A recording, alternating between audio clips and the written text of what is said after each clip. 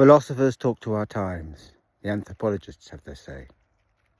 So in this week, I have gone back to old anthropological arguments and tried to explain why face-to-face cultures, with their societies of stories, their ethic of how you handle the world when you step beyond the state, remind us of the challenge that we have given ourselves in this world of the internet, where everybody can communicate with everybody. It was never going to be easy. It never was. Societies had elaborate ways of managing the complicated relationships that arise in the social situations where everybody can talk to everybody with a feeling of equality. And we were starting from scratch, with only an ethic of a high ideal that somehow this would set us free. That it didn't is no surprise. That we ever believed it might tells you more about our dream of what the future could be than it does about what happens now. But today, in the long, I'm going to do a very different book.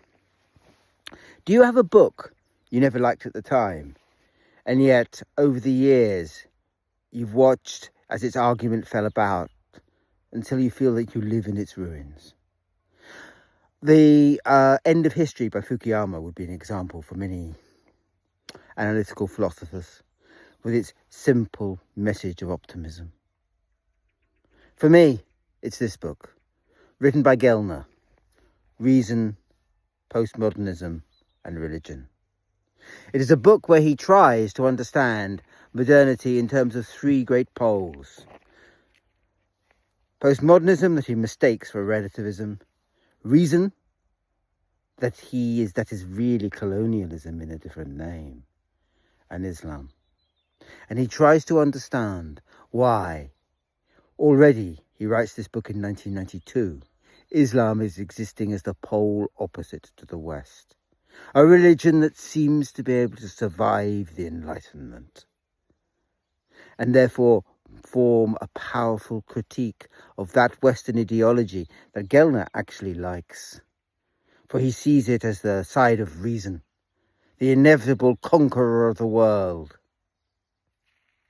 We live then in the ruin of that idea, as perhaps the postmodernism that Gellner kind of despises has comprehended the colonial aspect of reason, and as Islam has been driven more and more fundamental. An argument then we need to understand.